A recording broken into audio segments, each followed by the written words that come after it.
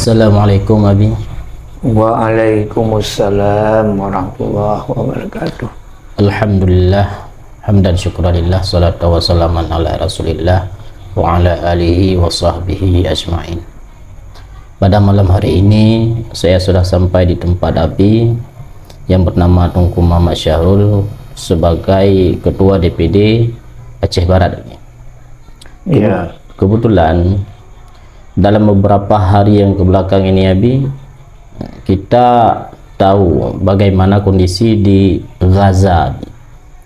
Begitu kencangnya serangan persenjataan terhadap Gaza, dan sampai sekarang pun mereka masih berlawanan dengan Israel.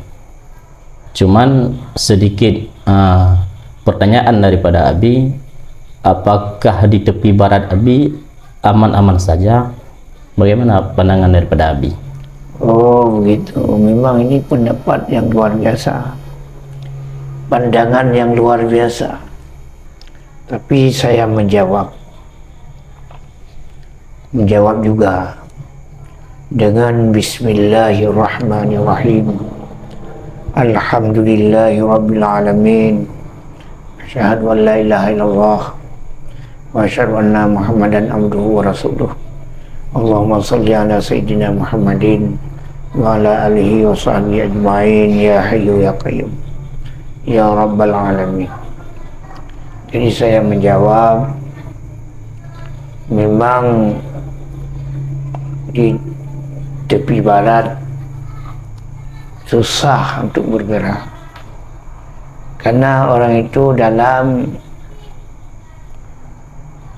kukang Bani Israel. Susah, sedikit bergerak dibunuh, dipukul, diancam, macam-macam lah. Walaupun Masjidil Aqsa dalam wilayah orang itu, yang maksud bergerak susah, telah terkekang benaran, susah. Tapi orang itu juga berjuang karena mengingat Masjidil Aqsa, berjuang tetap. Karena apabila perjuangan itu sudah fardhu ain, maka dengan sekalian aspek wajib berjuang dengan mata. Kalau tidak mampu dengan senjata, dengan tangan. Kalau tidak mampu dengan tangan, dengan mulut. Kalau tidak mampu dengan mulut, dengan mata. Itu yang maksud perlawanan harus ada, melawan penjajahan. Itu yang saya jawab. Ada lagi yang boleh tanya? Sedikit lagi Abi. Oh ya. Seandainya di tepi barat ini Abi, kita bentukkan sebagaimana yang peperangan yang dilakukan oleh indatu-indatu kita orang Aceh Abi, seperti Sultan Malikus Saleh dan Sultan Iskandar Muda Abi. Oh gitu, boleh, karena itu kan tidak bersifatnya senjata, tidak bersifatnya senjata zahiriah, sangat boleh. Kalau boleh saya ngomong sedikit, ini seharusnya kalau ada orang Palestina di Indonesia datang ke tempat kita, biar kita ajarin. Ini saling mengisi lah, saling mengisi. Siapa tahu, karena ini kan sifat seperti obat. Kalau mujarab dengan obat kita pasti berhasil. Yang penting usaha. Yang pertama, wajib kita mempersiapkan anggota 124.000 orang yang cinta menang, yang cinta tanah air Palestina, yang cinta, yang maksud cinta kepada kemenangan. 124.000. Karena ini masalah perang, boleh jadi rahasia amalan 124.000. Bikinlah kabilah-kabilah dengan sifatnya rahasia juga. Satu kabilah 313.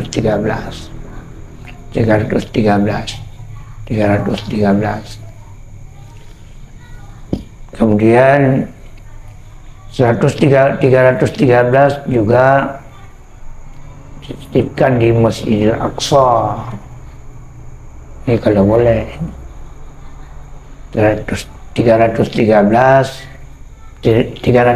yang maksud saya ditaruhkan di daerah Madinah, sekeliling makam Rasulullah dan Baqi'. Kemudian 313 taruhkan di daerah makam Sayyidina Hamzah. 313 ditaruhkan di Masjidil Haram. Orang itu tidak keluar-keluar, memang pekerjaan mengamalkan tarikatul jihad. 313 juga ditaruhkan di Ma'la. Orang itu semua tidak ada pekerjaan lain melainkan mengamal tarikatul jihad. 313 kali.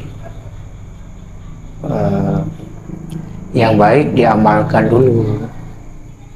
Juga dengan Hizbul Bahri, karena Timur Tengah lebih cocok Hizbul Bahri. Hizbul Bahri juga diamalkan di situ walaupun tidak sampai 313, 41 kali.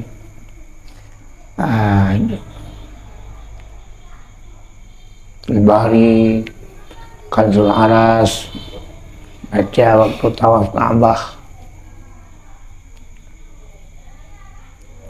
Duduk yang sopan, amal tarekat jihad. Sesuatu daripada Allah akan kembali kepada Allah. Apabila bisa dan mampu kita atur seperti demikian, insyaallah kemenangan di pihak kita. Maka yang lebih bagus kalau tidak ada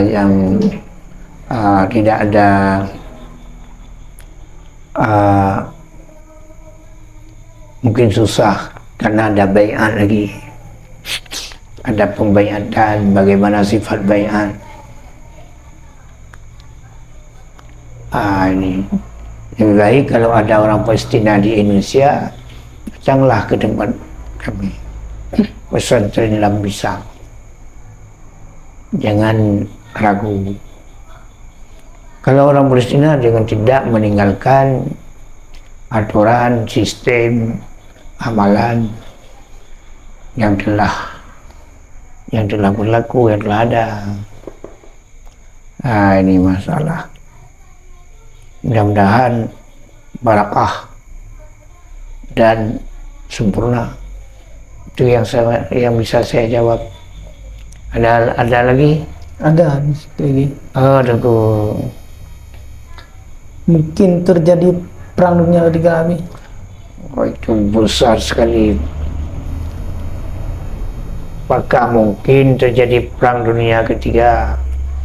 Ini Tuku Bilal, tokoh masyarakat Temiang, calon DPRA. Ini luar biasa, Temiang, Aceh Temiang. Boleh jadi mungkin, maka kita wajib mempersiapkan. Wa'izzu lakum man istata'tum min quwwatin. Kata Allah dalam Quran, siap sedialah kamu. Siap sedia. Apa yang harus siap sedia kalau sekarang? Zikir jihad.